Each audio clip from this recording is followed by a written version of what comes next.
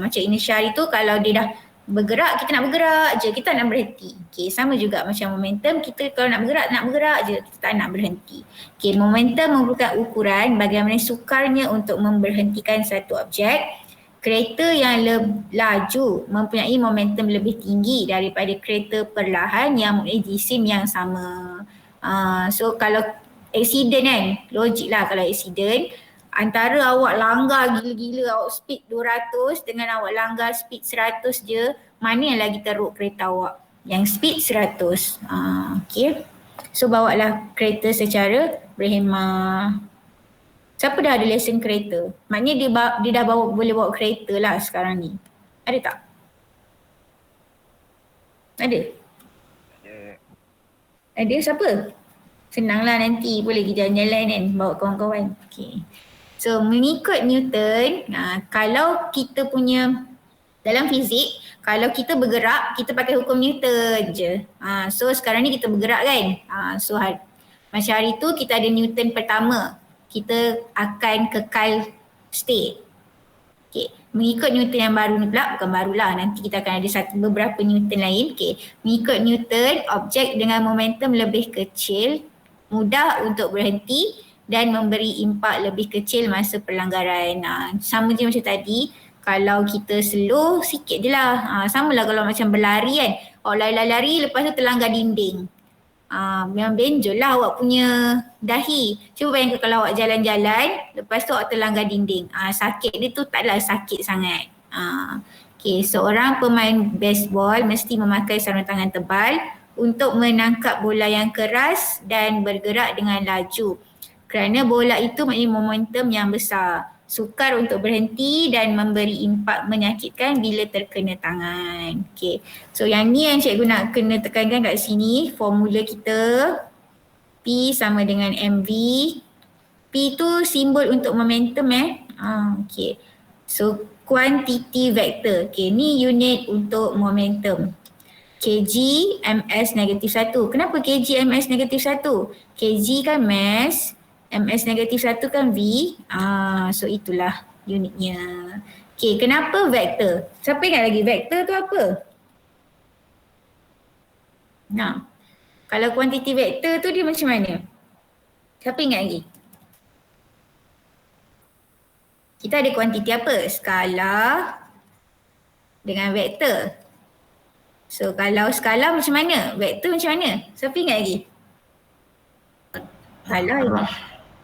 Dia ada arah. Kalau vektor dia ada arah. Kalau skala dia ada magnitude sahaja. Dia ada nilai sahaja. So kalau 5 meter lah, 5 je. Kalau arah maknanya dia boleh jadi ke kanan ataupun ke kiri. Kalau ke kiri negatif, ke kanan positif. Okay. Kena masuklah nilai negatif positif tu sebab dia ada arah. Okay, so kita buat soalan. Ni kita buat sama. Alah, dia dah keluar lah. Kalau nak ni, malas lah. Okay, tak apalah. Okay, ni soalan dia. Contoh 1. Dalam permainan bola sepak, seorang pemain berjisim 70 kg. So ni mass dia 70 kg.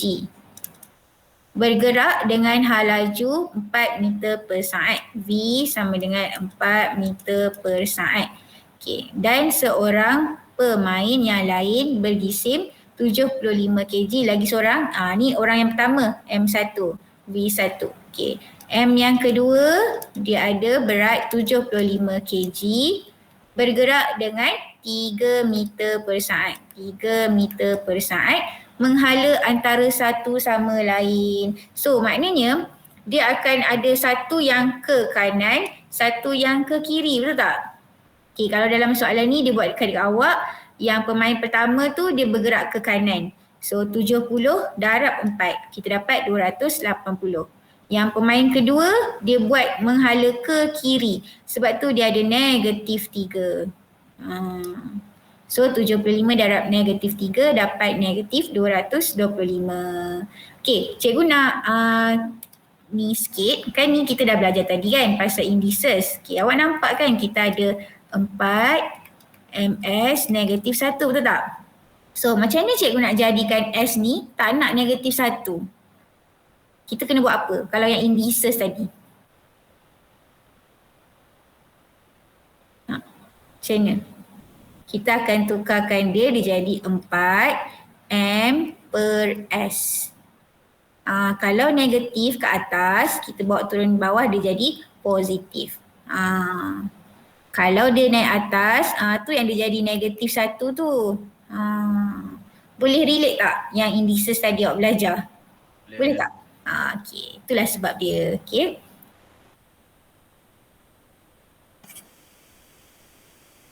So next kita tengok soalan yang kedua. Nenek 80 kilo. Berat nenek dia 80 kilo.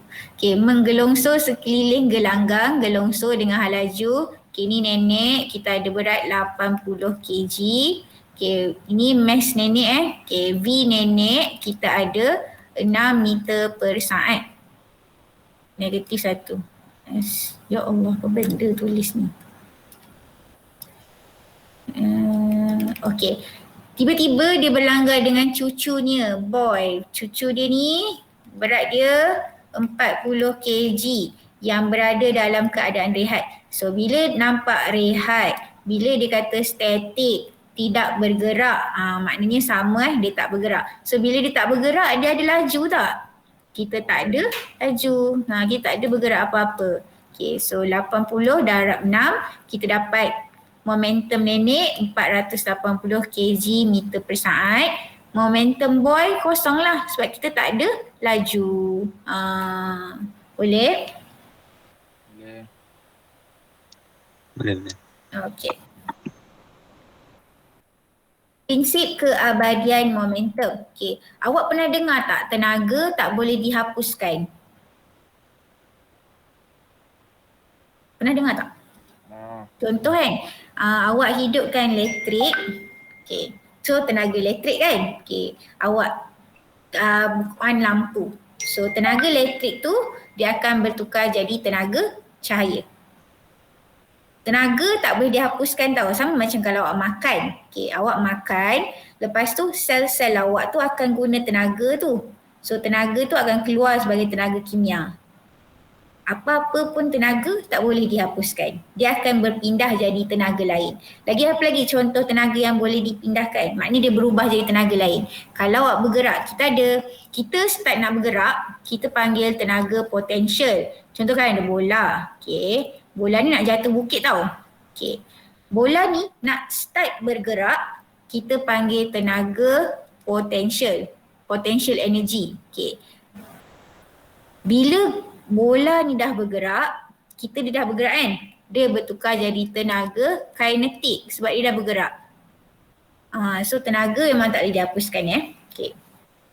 Jumlah momentum suatu sistem adalah kekal jika tiada daya luar yang bertindak ke atas sistem itu. Lainlah kalau tiba-tiba awak ada kat tengah-tengah ni, bola tu pun berhentilah. Tapi selagi tak ada apa-apa halangan, bola tu akan teruslah bergerak. Okay. Dah sampai bawah tu dia berhentilah sebab dah tak boleh nak bergolek lagi. Okay. Jumlah momentum sebelum perlanggaran akan sama dengan jumlah momentum selepas perlanggaran. Okay. Contoh, kalau awak bagi 100 kg ms negatif 1, dia akan keluar juga 100 juga. Itulah maksud dia sama. Prinsip keabadian momentum. Tenaga tak boleh dihapuskan. Jadi jumlah momentum sebelum perlanggaran akan sama dengan selepas perlanggaran. Okay. So ni kita tengok sama. Okay. Kita nak tengok situasi keabadian momentum ni macam mana. Okay. Contoh awak ada 2 orang kan, adik-beradik yang sedang menggelongso. Abang bergerak dan berlanggar dengan adiknya yang berada dalam keadaan rehat. So, abang je yang bergerak. Abang bergerak ni adik. Okay. Adik ni berhenti je. So, sekarang ni bila abang tu berlanggar dengan adik, laju abang tu jadi apa? Perlahan.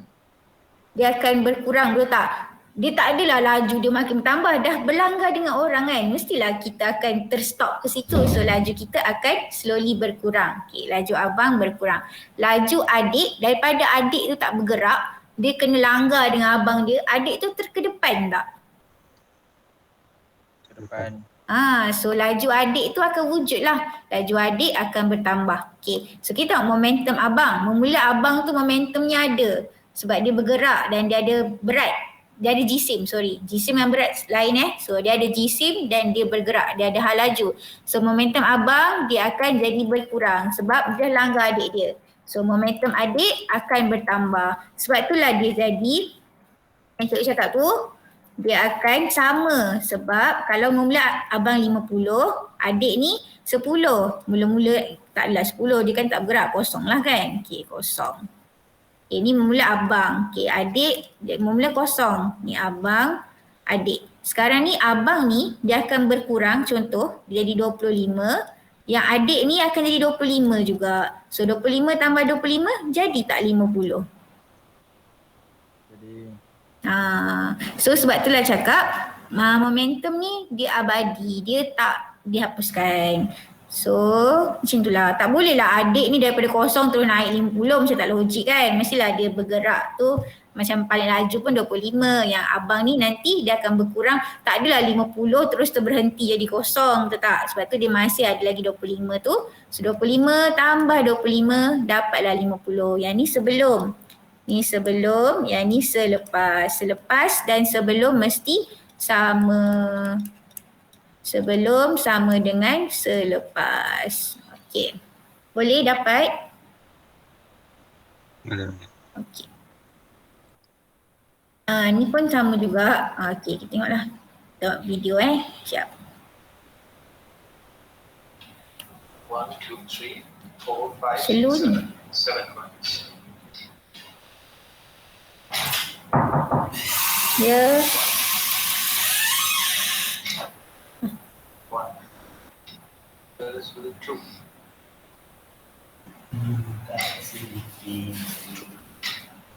2. 2. 3.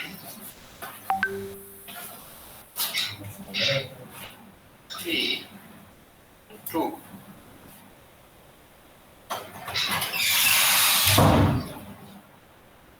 1, 2, 3, 4, 5, 6, 7. Boleh ke? Okey ke? 1 point. Ha. 1 point. 1. So kalau dia guna 2, dia akan tergerak 2 lah juga. Sebab kan kita sebelum dengan selepas sama.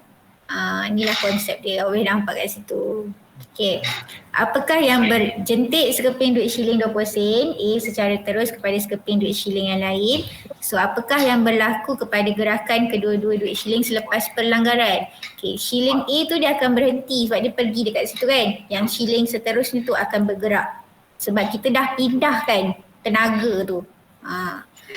Apakah yang berlaku kepada momentum duit shilling A selepas perlanggaran? Momentum A berkurang kerana dipindahkan ke shilling B. So nanti shilling B tu akan bertambahlah momentum dia. Begitu. Boleh?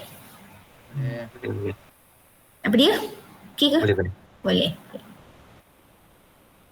Okey, ni pun sama juga. Okey, kita nak kaji situasi melibatkan prinsip keabadian momentum. Okey, kita jentik A tu pergi dekat B dengan C. B dengan C ni tak bergerak. Okey, huraikan gerakan semua duit shilling selepas perlanggaran. Okey, ni boleh jadi soalan awak dalam kertas 2 lah.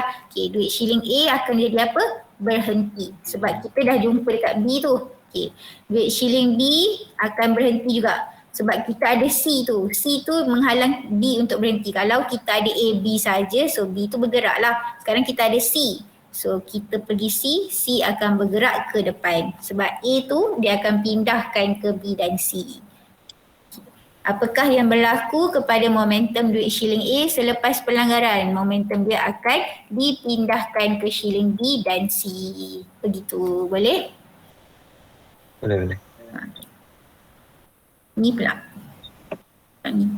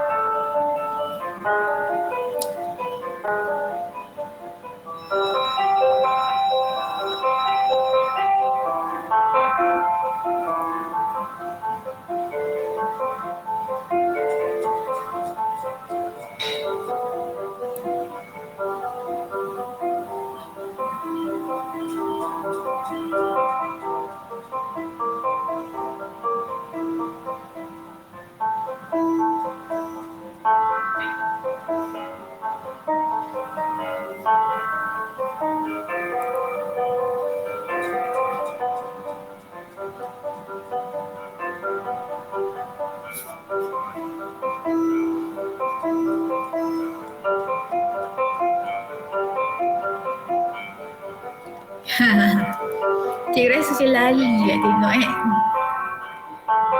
Boleh, nampak? Kiranya kalau awak gerakkan satu, dia akan keluar satu lah. Kalau awak gerakkan dua, dia akan keluar dua. Kalau awak gerak empat, satu. So dari sana jadi empat, satu. Satu, empat. Empat, satu. Empat, satu. Sebab kita tak boleh nak hapuskan tenaga tu. Tenaga tu boleh dipindahkan. So dipindahkan. Okay. Apakah yang berlaku selepas bola A berlanggar dengan bola B? Okay. Bola A akan berhenti. Bola B, C, D pegun. Sebab kita just gerakkan hujung dia. So yang bergerak tu akan E yang bergerak ke atas dengan ketinggian yang sama dengan berbola A. Okay, apakah momentum terabadi? Ya. Okay, cuba ramalkan apakah yang akan berlaku jika berbola A dan B disesarkan bersama-sama dan kemudian dilepaskan. Okay, bola A dengan B akan berhenti, C akan stay, yang D dengan E naik ke atas. Maknanya tadi kita buat dua-dua tu lah. So kita ambil dua bola yang akan bergerak, dua bola yang hujung sana tu sahaja. Yang tengah-tengah tu yang tak terlibat tu dia stay lah kat situ. Okay. So, ada apa nak tanya? Happen when two or more objects come into kita contact tengok video with ni each other and the pelanggaran. transfer of momentum and kinetic energy occurs. Collisions occur every time you hit a baseball, bounce a basketball, or play pool. When objects collide in the absence of external forces, they form a system in which the net momentum of both objects before the collision equals the net momentum of both objects after the collision. There are two types of collisions: elastic collisions and inelastic collisions.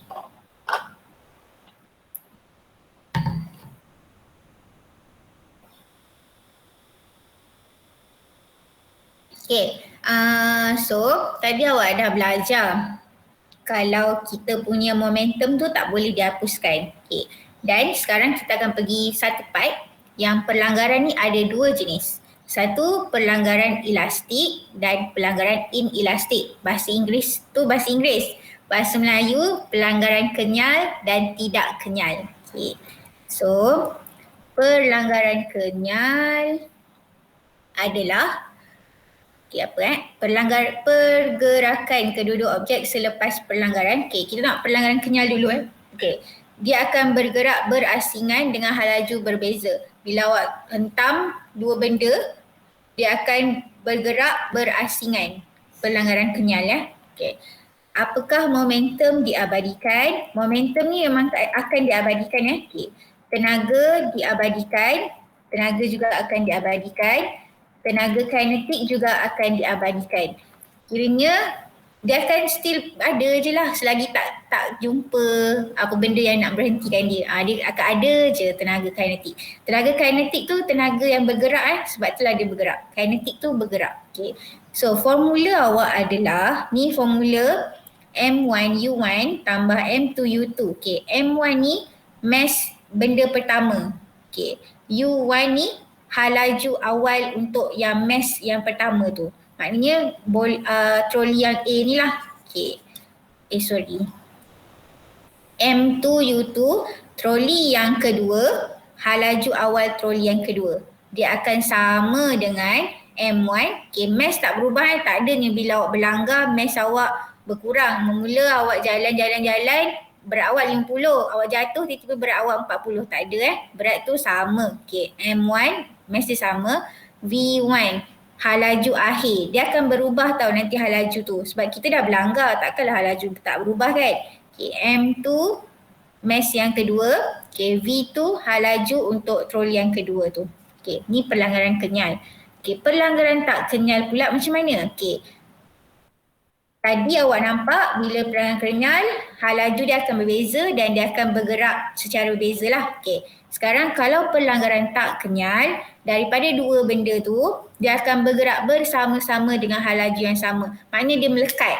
So tak kenyal awak kena ingat dia melekat. So bila melekat, dia jalan sama-sama dan dengan hal laju yang sama. Okay. Adakah momentum diabadikan? Momentum diabadikan. Tenaga diabadikan, tenaga kinetik tidak diabadikan sebab boleh jadi lepas awak berlanggar tu dia terberhenti. Dia sama-sama berhenti. Sebab tu tenaga kinetik tidak diabadikan. Okey. Dan awak tengok tadi formula awak M1 U1 tambah M2 U2, lepas tu ada V yang berbeza, V1, V2. Sekarang ni kita kan bergerak sama-sama, so V awak jadi satu sahaja. Dia bergerak dengan hal laju yang sama, hal laju yang satu sahaja. Okey?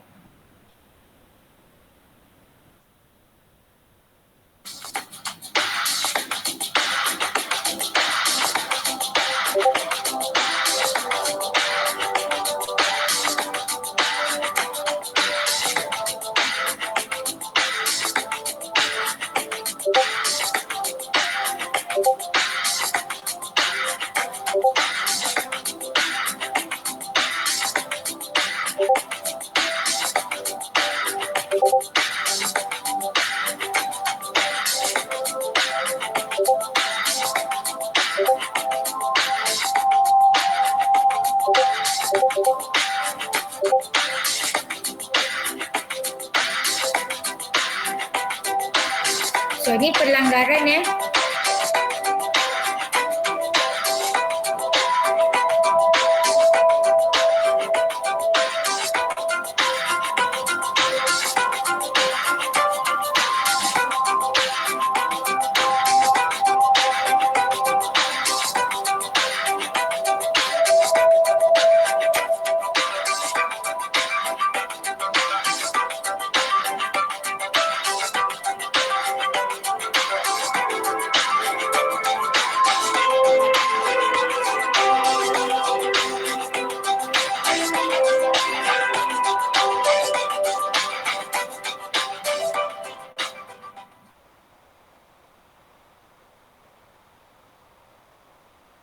Okay, ni konsep letupan. Yang tadi kita tengok tu letupan Okay.